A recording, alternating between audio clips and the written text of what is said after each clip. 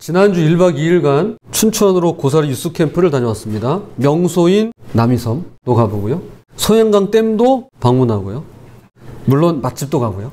또한 박물관에서 예상치 못한 벅찬 감동을 느끼면서 비록 흐린 날씨 비도 내렸지만 모든 일정 가운데 선하신 하나님의 인도하심을 경험하며 저를 포함한 8명 모두 즐겁고 유익한 시간을 보낼 수 있었습니다. 후원해 주신 사랑교회 그리고 최성원 목사님 그리고 기도해 주신 모든 교우분들께 이 자리를 빌어 다시 한번 감사를 드립니다. 모든 시간이 특별하고 의미 있었지만 첫날 저녁 숙소에서 1시간 반 가량 가졌던 북클럽 시간이 저에게는 가장 기억에 남는데요.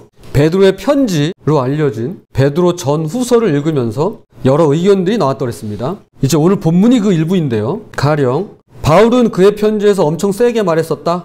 내가 가면 홍군형을 낼 테다 라는 식으로. 그런데 베드로는 말투가 참으로 부드럽다 라던가 고난이 두 종류가 있다는 걸 알았다. 선을 행하다가 만나는 고난, 악을 행하다가 만나는 고난. 그럴 바에야 선을 행하는 게 낫겠다 싶다 라던가 베드로전서는 부드러울지 몰라도 후서는 강렬하게 이야기하고 있다. 그 이유는 사회가 타락해서인 것 같다 라던가 예수님도 인간으로 살아가시는 게 처음이라 고난이 어렵고 힘드셨을 텐데 그걸 견디고 이겨내셨다 등등 저마다의 이야기를 나눴더랬습니다. 초, 중, 고, 대학생 그리고 성인까지 각계각층의 모두 8명이 총 8장으로 구성된 베드로의 편지를 함께 읽으며 서로의 생각을 공유하고 느낌을 나누고 각자의 의견을 이야기하면서 성경을 이해하는 폭이 넓어지고 눈에 보이지 않는 하나님을 좀 더 알아가는 시간이었다고 생각되는데요. 특별히 선하신 하나님께 한 걸음 다가서는 유의미한 경험이었다고 감히 말씀드리고 싶습니다. 베드로는 그의 편지에서 선하신 하나님을 이야기합니다. 이것이 비단 베드로 전후서를 쓴 베드로뿐일까요? 성경의 모든 인물들은 하나님의 선하심을 기록하고 이야기하고 전하고 있습니다. 이들은 모두 그분의 선하심을 맛보고 몸소 겪으신 분들입니다. 너희는 여호와의 선하심을 맛보아할지어다 그에게 피하는 자는 복이 있도다. 결국 성경이 말하고 있는 바란 하나님의 선하심이며 오늘날 성경을 읽는 우리가 맛보아 알아야 할 것은 그분의 선하심입니다. 불행히도 하나님의 선하심을 맛보지 못했기 때문에 그리고 지금도 그분의 선하심을 알지 못하기 때문에 그분에게 피할 수도 그분을 믿을 수도 없다고 보는데요. 우리 사람은 나 자신이 선해지는 건 거부해도 상대방의 선함을 마다할 사람은 아무도 없습니다. 내가 선해지는 건 생각해 볼 문제예요. 고려의 대상입니다. 그러나 상대방이 선한 건 언제나 환영입니다.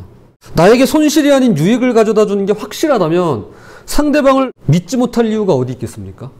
결국 하나님을 믿지 못하는 것은 그분의 선하심을 믿지 못하기 때문인 것입니다. 성경에 하나님의 선하심을 맛보지 못한 자들의 반응을 크게 두 가지로 보여주는 유명한 예화가 있는데요. 바로 탕자 이야기의 두 아들입니다. 둘째 아들은 아버지의 선하심을 맛보지 못했기 때문에 유산을 받아 챙겨 집을 떠났고요. 집을 떠나지 않았던 첫째 역시 아버지와 함께 살았음에도 불구하고 그분의 선하심을 맛본 적이 없었더랬습니다. 아버지께 대답하여 이르되 내가 여러 해 아버지를 섬겨 명을 어김이 없거늘 내게는 염소 새끼라도 주어 나와 내 벗으로 즐기게 하신 일이 없더니 아버지의 살림을 창녀들과 함께 삼켜버린 이 아들이 돌아오매 이를 위하여 살진 송아지를 잡으셨나이다. 이것은 첫째 아들의 녹이 섞인 말입니다. 이 말만 놓고 본다면 그의 아버지는 그동안 첫째 아들을 노예나 종처럼 부려먹기만 한 것처럼 보입니다. 일찌감치 집을 나가 아버지 유산 다 탕진해서는 죄송합니다. 다 말아먹고 거지꼴로 돌아온 둘째 아들을 위해서는 살찐 송아지를 잡을 정도로 성대한 파티를 열어 가물을 즐겼으면서도 수년간 집을 지키며 아버지를 섬겨 명을 어기는 길이 없었던 순종적인 첫째 아들을 위해서는 아니 어떻게 친구들하고 즐거운 시간 보내라고 염소 새끼만큼의 파티 한 번을 열어준 적이 없냐 이 말입니다. 한우를 기준으로 400kg짜리 소 한 마리를 잡으면 200g을 1인분으로 했을 때 대략 775인분이 나온다고 합니다. 775인분입니다. 물론 꼬리 등 기타 부위는 제외하고 정육만 계산했을 때입니다. 성경에서 살찐 송아지의 무게를 정확히 측량할 수는 없지만 살이 통통한 걸로 봐서는 아마도 수백 인분은 충분히 나올 것으로 예상할 수 있습니다. 그러니 마을 잔치가 가능했을 테죠. 그렇다면 새끼 염소는 어떨까요?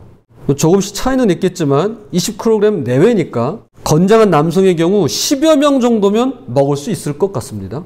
이렇듯 첫째 아들의 말대로라면 아버지가 차별하는 것처럼 들리는데요. 그러나 이야기는 언제나 한쪽이 아닌 양쪽 모두를 들어봐야 하는 법이죠. 아버지가 첫째에게 말합니다. 아버지가 이르되 예, 너는 항상 나와 함께 있으니 내 것이 다 내 것이로되 이 내 동생은 죽었다가 살아났으며 내가 잃었다가 얻었기로 우리가 즐거워하고 기뻐하는 것이 마땅하다 하니라. 아들아, 넌 언제나 나와 함께 있었지. 그러니 내 것은 모두 다 너의 것이란다. 하지만 내 동생은 죽은 줄 알았는데 살아 돌아왔고 잃어버렸다가 도로 찾았으니 나도 너도 우리가 함께 즐거워하고 기뻐하는 것이 마땅하지 않겠니? 라고 말합니다. 이것이 아버지의 이야기인데요. 아마 여러분도 저와 비슷한 생각이실 것 같습니다. 첫째에게 이런 이야기를 하시며 동생을 품어주고 용서하자는 아버지는 참으로 선한 분임이 틀림없습니다. 하지만 집 떠났던 둘째 아들 물론이고 집에 있었던 첫째 아들 역시 아버지를 오해하고 있었는데요. 이것이 하나님의 선하심을 맛보지 못한 채 그분을 오해하는 두 가지 반응이며 기독교 역사에서 대표적인 두 사람을 찾을 수 있습니다. 자, 이 두 사람 이야기를 잠시 드리도록 하겠습니다. 먼저 2000년 교회사의 가장 탁월한 신학자 중 한 사람으로 라틴어로는 아우구스티누스, 영어로는 어거스틴입니다. 그는 북아프리카 알제리아 한 도시에서 태어나 만 나이 17살에 카르타고에서 유학하는 동안 학문의 세계에 깊이 빠져들었습니다. 그런데 그곳에서 한 여인과 동거를 시작해 아들을 낳았습니다. 17세. 그런데 그녀와 헤어진 뒤에 약혼녀가 있음에도 불구하고 또 다른 여인과 동거를 합니다. 그의 어머니 모니카는 아들이 죽게 돌아오기만을 평생 눈물로 기도했으나 하나님께 돌아오기는커녕 당시 고대 종교인 마니교에 심취하게 됩니다. 그의 방탕과 무절제는 그의 책 고백록에 자세히 나와 있는데요. 그 시절 하나님을 떠난 것은 다름 아닌 자신의 두려움 때문이었다며 다음과 같이 쓰고 있습니다. 나는 불쌍한 사람 중에서도 가장 불쌍한 사람으로 젊은 시절을 보내왔습니다. 하나님 당신에게 정절과 순결을 구하노라고 했지만 그분께서 쉽게 들어주시지 않을 것을 두려워했고 내가 그토록 만족을 느껴온 여자에 대한 정욕과 음욕이 오히려 고쳐지는 것을 두려워하였습니다. 어거스틴을 사로잡은 두려움이란 세상적인 쾌락, 유혹, 만족, 즐거움을 모두 잃어버리고 빼앗기지 않을까 하는 두려움이었는데요. 그는 소위 더 즐기고 싶었습니다. 더 누리고 싶었어요. 세상에 나를 짜릿하게 하는 것들이 많았거든요. 물론 지금은 더 많겠죠. 사실 말이야 바른 말이지 기독교의 신앙생활은 해야 할 것도 많지만 하지 말아야 할 것은 또 왜 그리 많은지요. 어쩔 때 숨이 막힐 것만 같습니다. 대표적으로 술, 담배 하지 마라부터 시작해 온갖 하지 말아야 될 금지 목록이 버킷리스트만큼이나 산더미처럼 쌓여 있습니다. 입에 달고 사는 욕도 하지 말아야 하고 거짓말은 물론이고 어디 가서 다른 사람 뒷담화도 못하고 불평, 불만, 비방, 비난, 판단뿐 아니라 요즘처럼 성적으로 개방된 세상에 동성 성관계나 결혼 전에 잠자리도 금지하고 다른 사람의 소유를 빼앗거나 무엇보다 상대방을 억울하게 해서는 안 된다고 이야기합니다. 우리에겐 너무 익숙하고 자연스러운 일상이 돼버렸는데 이걸 못하게 막으니 차라리 탕자에 비유해서 둘째 아들처럼 아버지 간섭 없이 집을 떠나는 게 속 편할 것만 같습니다. 그러나 우리는 하나님을 인격적으로 만나기 전 하나님의 선하심을 맛보아 경험하기 전까지 지레 다 빼앗길까봐 이런 두려움에 눌리곤 하는데요. 이 경우 하나님을 믿는 것은 원치 않는 많은 의무들을 수행하거나 반대로 원하는 것을 하지도 못하고 할 수도 없는 불가능의 영역으로 어떻게든 도망치고 피해야 하는 고통이자 고역이라고 생각하기가 쉽습니다. 어거스틴에 이어서 또 한 사람은 이스라엘의 초대왕 사울입니다. 한 번은 블레셋 군대와 전쟁을 할 때입니다. 그는 마지막 전투에서 승리할 때까지 이스라엘 전군에 금식을 선언하고 맹세를 시킵니다. 이날에 이스라엘 백성들이 피곤하였으니 이는 사울이 백성에게 맹세시켜 경계하여 이르기를 저녁 곧 내가 내 원수에게 보복하는 때까지 아무 음식물이든지 먹는 사람은 저주를 받을지어다 하였습니다. 그러므로 모든 백성이 음식물을 맛보지 못하고 전쟁의 승패는 보급에 달려있다고 하는데 하루 종일 굶은 군인들이 어떻게 제대로 된 전투를 수행할 수 있을까 싶지만 신앙이라는 게 언제나 상식에 부합되는 것은 아니죠. 마침내 사울왕과 이스라엘은 전쟁에서 큰 승리를 거두게 되는데요. 전투가 끝나자마자 이스라엘 군인들은 블레셋에게 노획한 짐승에게 달려들어 마치 굶주린 짐승 마냥 핏째로 잡아먹는 일이 발생합니다. 자, 상상해 가시죠. 뱀파이어는 피만 빨아먹으니까 그건 좀 안 어울리고요. 정말 짐승이 산채로 동물을 잡아먹듯이 그렇게 먹었다는 것입니다. 이에 사울 왕은 너희가 믿음이 없이 행하는구나 라면서 피를 빼고 먹도록 명령을 내린 뒤에 처음으로 하나님께 제사, 즉 오늘날의 예배를 드리게 됩니다. 사울이 여호와를 위하여 제단을 쌓았으니 이는 그가 여호와를 위하여 처음 쌓은 제단이었더라. 한편 사울의 이런 맹세가 있었다는 사실을 알지 못한 채 먼저 블레셋 진영에 뛰어들어 전쟁을 승리로 이끌었던 요나단은 전투 중에 너무 시장한 나머지 때마침 발견한 벌꿀을 먹은 일이 있었습니다. 사울이 요나단에게 이르되 내가 행한 것을 내게 말하라. 요나단이 말하여 이르되 내가 다만 내 손에 가진 지팡이 끝으로 꿀을 조금 맛보았을 뿐이오나 내가 죽을 수밖에 없나이다. 사울이 이르되 요나단아 내가 반드시 죽으리라. 그렇지 않으면 하나님이 내게 벌을 내리시고 또 내리시기를 원하노라 하니. 자, 여기까지의 모든 과정을 살펴보면 사울 왕의 신앙이 무척이나 고결해 보입니다. 한번 들어보세요. 전투 중 금식은 비상식적이기보다는 신앙의 확고한 결단으로 보이고, 짐승을 핏째 먹지 말라고 군인들에게, 백성들에게 이야기할 때는 율법을 수호하는 것처럼 보이고, 승리 후 제단을 쌓을 때는 먼저 그 나라와 의를 구하며 하나님께 예배하는 경건함을 엿보는 듯 합니다. 뿐만 아니라 맹세를 어긴 자가 전쟁 영웅일지라도, 심지어 본인의 아들인 왕자라 할지라도요, 공과 사를 엄격히 구분하며 법의 공정함을 잃지 않는 사울 왕의 올곧은 신앙은 마치 아브라함이 하나님의 말씀에 순종하여 독자 이삭을 번제로 바친 믿음의 행위와 견줄만 하다고 보이기까지 합니다. 그러나 제가 묻겠습니다. 한번 속으로 대답해 보세요. 정말 그런가요? 아니, 정말 그럴까요? 사울 왕의 이러한 결정이 과연 신앙적인 행동이 맞을까요? 겉으로 보기에는 흠이 없습니다. 겉으로 보기에는 피가 없어요. 무흠하고 무결합니다. 그럼 이것은 그리스도인의 모범으로 제시될 만한 성경의 가르침인가요? 불행히도 아닙니다. 그럴 수 없습니다. 그렇지 않습니다. 우리가 가장 먼저 질문해야 할 것은 이것입니다. 사울 왕이 전쟁을 나가는 군인들에게 왜 금식이라는 종교적인 맹세를 시켰는가 하는 것입니다. 과연 그 동기가 무엇인가 하는 점입니다. 아니, 싸우기도 바쁜데 지금 먹어도 모자를 판에, 잘 먹고 싸워도 질 수 있는 판에 왜 금식을 시키면서까지 그렇게 종교적 맹세를 시켰을까? 그의 동기가 궁금하다는 것입니다. 애석하게도 사울 왕에게는 하나님에 대한 인격적인 신뢰가 없었습니다. 그래서 그는 전쟁의 승리를 얻어내기 위해서 자신의 종교적 행위에 의존할 수밖에 없었던 것입니다. 이거라도 해야 됐던 것이에요.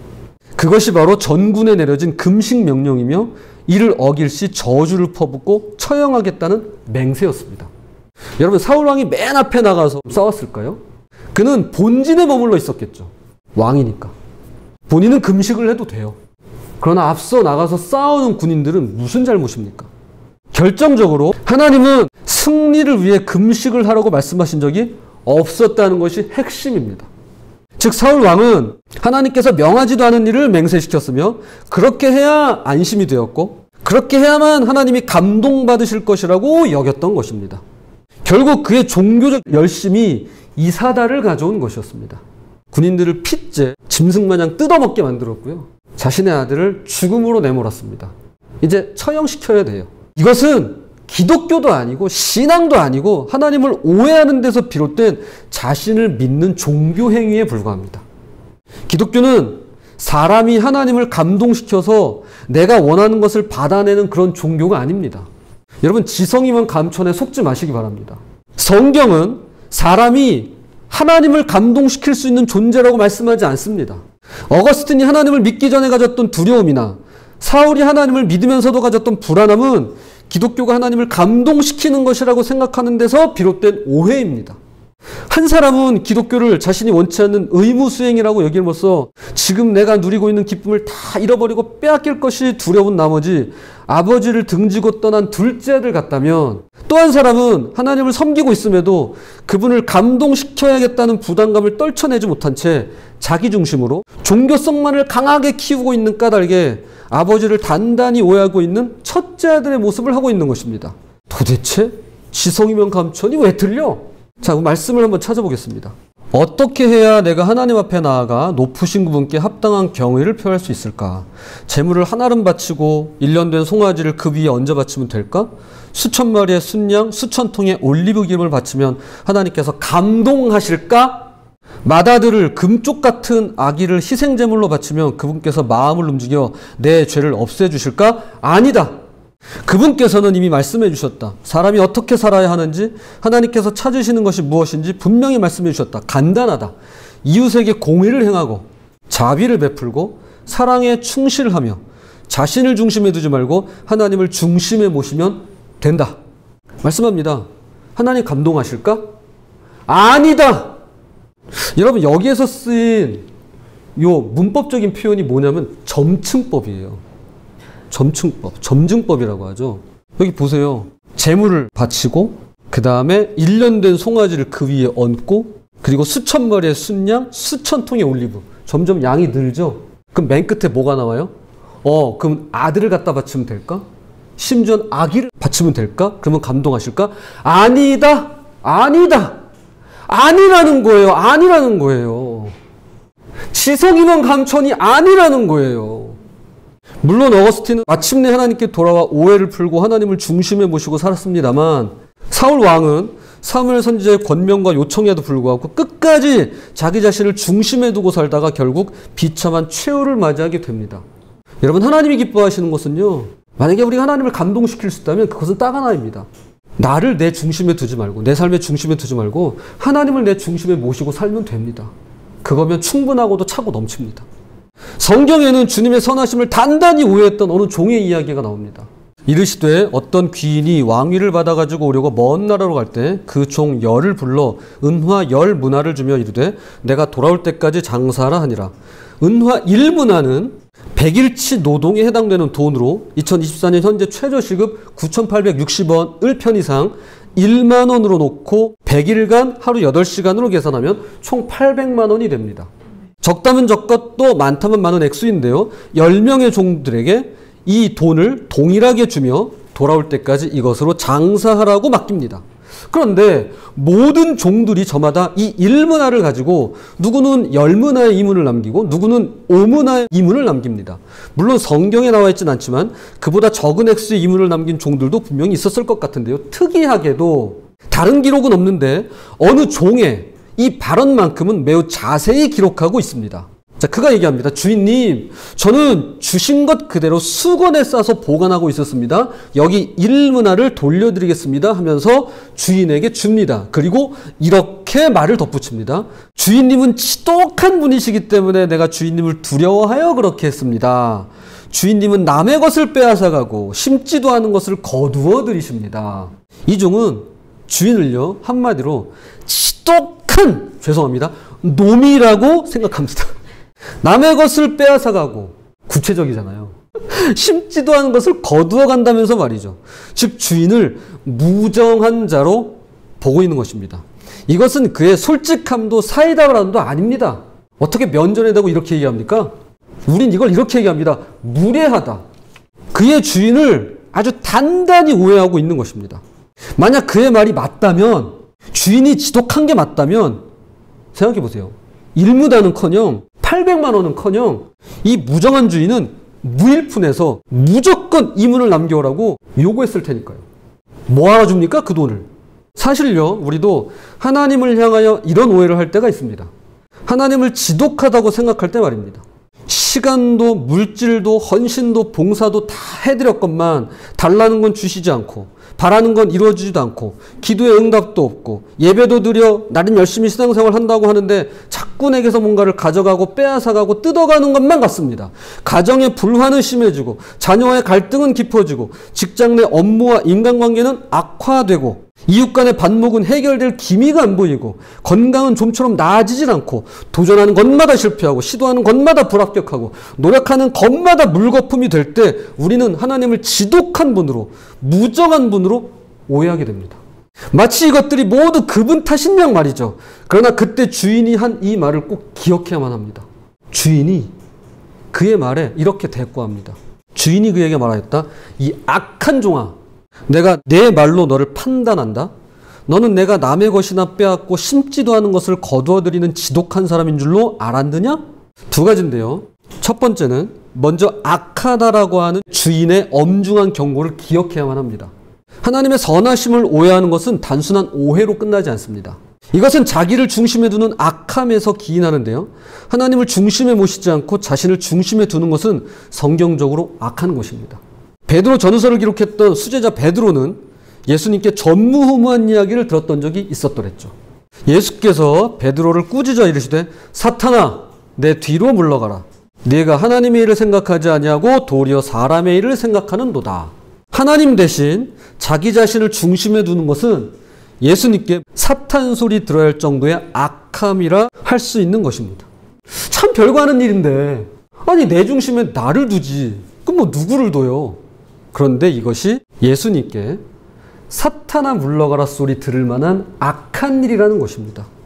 이어서 우리가 기억해야 될 또 한 가지는 악한 것도 악한 것이지만 우리 각자는 자신이 한 말로 판단을 받게 될 것이라는 것입니다. 나는 내가 한 말로 판단받습니다. 여러분, 남이 우리를 판단하지 않습니다. 내가 한 말로 내가 판단받을 것입니다. 이것이 하나님 나라의 법칙입니다. 입조심을 왜 해야 되냐고요?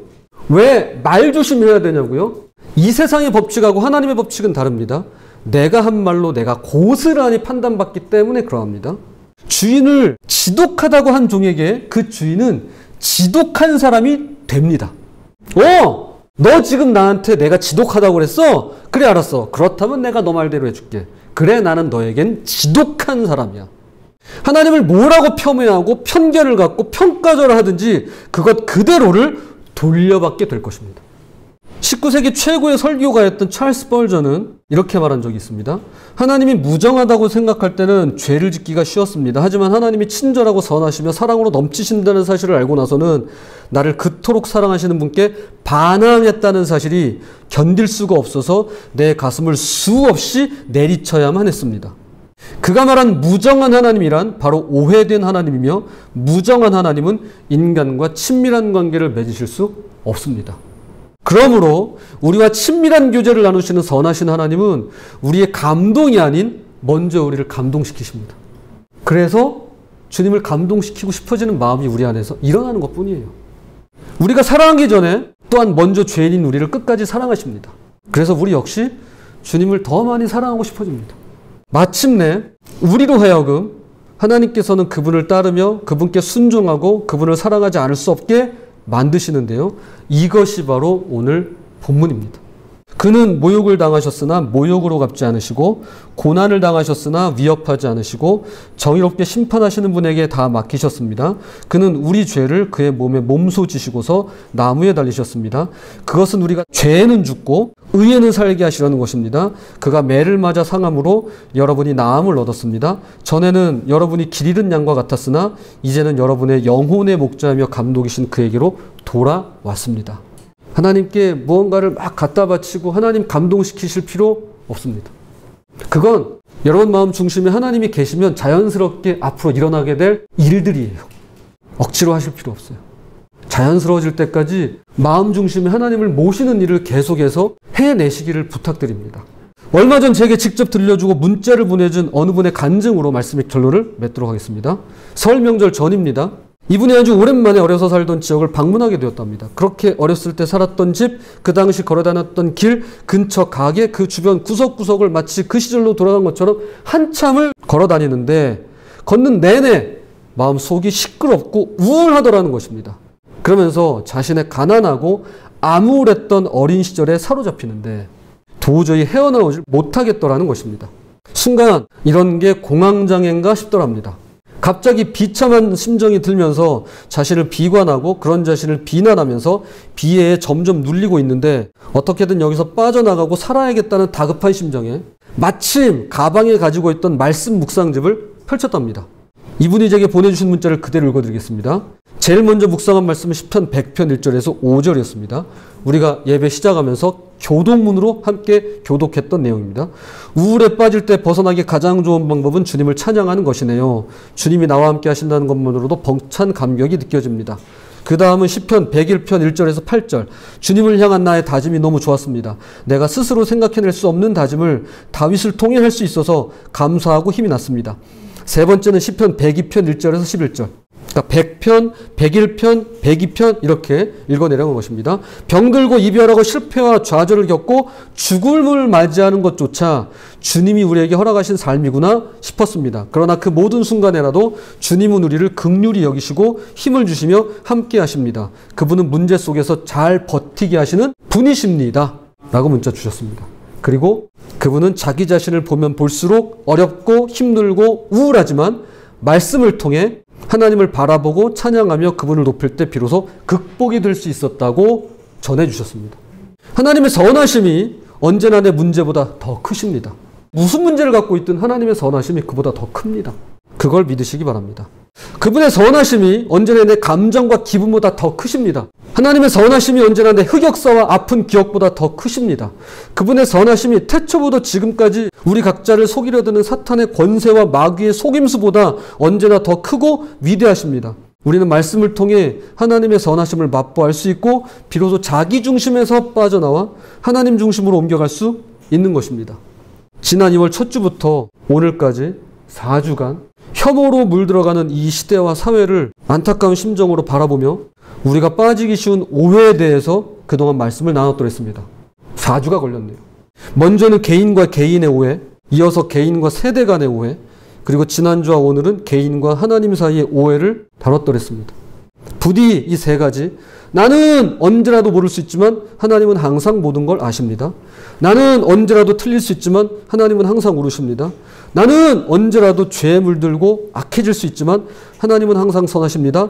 라는 고백과 믿음이 우리 인생과 인격에 깊이 뿌리를 내려 시간이 흐르면 흐를수록 그분의 친절과 겸손과 선함을 닮아가고 그분의 인도하심을 받으시는 저와 여러분이 되시기를 주님의 이름으로 부탁을 드리겠습니다.